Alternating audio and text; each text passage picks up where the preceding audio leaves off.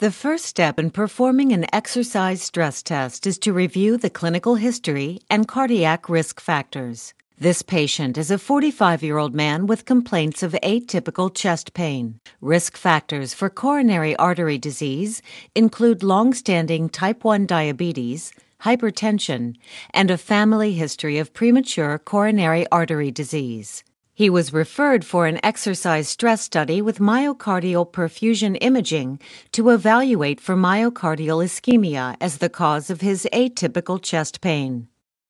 Informed consent is obtained, and current medications and allergies are reviewed with the patient.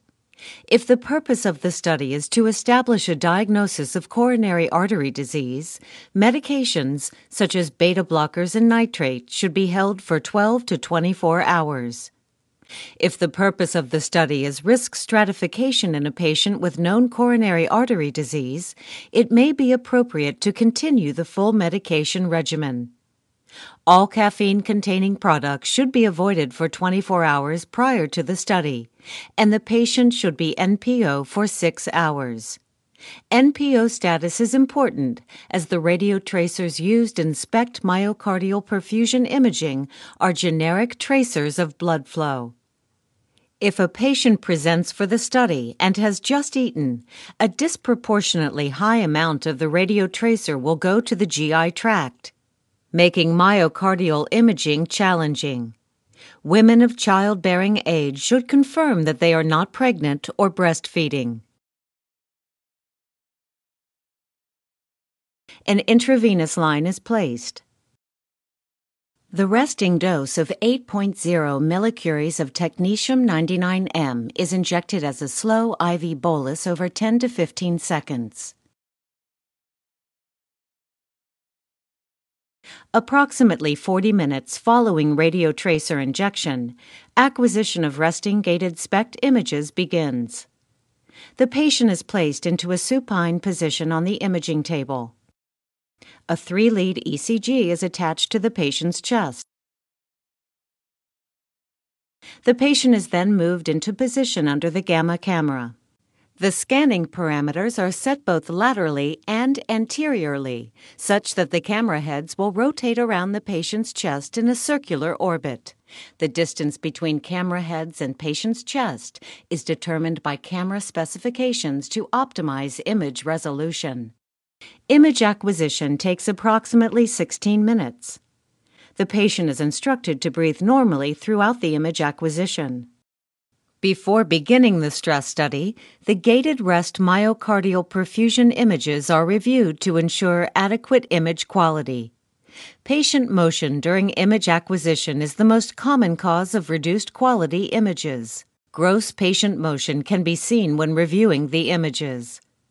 If there is significant patient motion, a second set of images is recommended to improve study quality. After acquisition and review of the rest images, the patient is prepared for the exercise portion of the study, including placement of a 12-lead ECG. Blood pressure cuff is likewise placed. Supine blood pressure is measured and documented. Supine 12-lead ECG is acquired and documented. Standing 12-lead ECG and blood pressure is acquired and documented. Exercise study begins. A standard Bruce protocol exercise tolerance test, frequently referred to as an ETT, is a staged exercise protocol. Every 3 minutes, the treadmill becomes steeper and faster. The patient is encouraged to exercise as long as they are able. Patient status is continuously monitored throughout exercise, including patient symptoms, rhythm, ECG, heart rate, and blood pressure. A 12-lead ECG and blood pressure are measured and documented 2 minutes into each stage.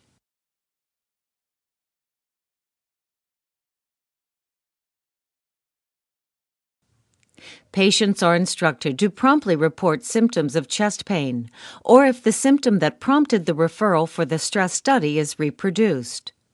A normal response to exercise is a slow increase in heart rate and blood pressure.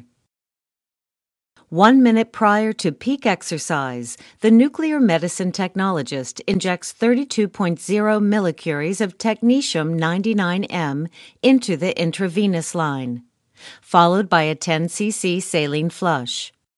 1 minute following injection of the stress dose of radiotracer, the treadmill is slowed and the patient is monitored during the recovery phase.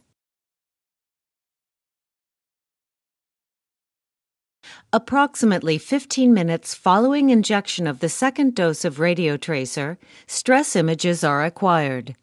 The 15-minute wait between injection of radiotracer and image acquisition allows clearance of the radiotracer from adjacent organs, specifically the liver and large bowel, without compromising myocardial uptake. The stress images are processed and reviewed for quality prior to the patient leaving the imaging clinic. If the images are deemed poor quality related to either patient motion during image acquisition or presence of adjacent radiotracer bowel activity, the image should be reacquired. Quality control is accomplished by reviewing both the rest and stress raw data sets.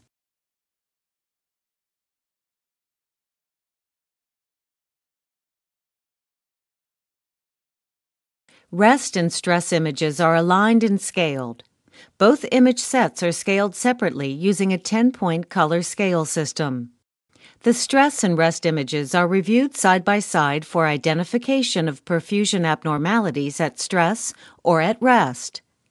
Each abnormality in radiotracer uptake noted on the stress images is described in terms of location, defined by coronary artery distribution, size, severity, and reversibility, meaning, is the abnormality present on the rest images? An abnormality present on stress but not on rest is consistent with myocardial ischemia.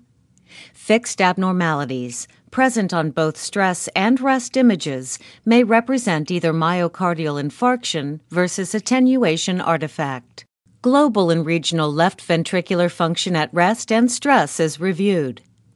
Fixed abnormalities noted on the reconstructed stress-rest images that thicken and move normally are consistent with attenuation, while fixed abnormalities that do not thicken and move normally are suggestive of myocardial infarction. Left ventricular ejection fraction is qualitatively assessed by the reader and quantitatively calculated by applying regions of interest to the gated images. Left ventricular ejection fraction at both rest and stress should be included in the final report. A clinically meaningful report is generated to document both functional exercise data and image findings.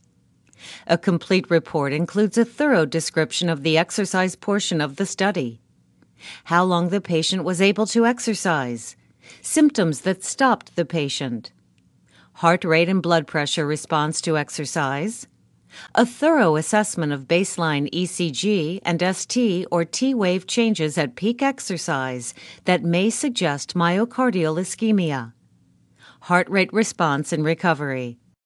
The image portion of the report should include left ventricular chamber size at both rest and stress, left ventricular ejection fraction at both rest and stress, evidence of reversible abnormalities consistent with myocardial ischemia, and evidence of fixed abnormalities consistent with myocardial infarction.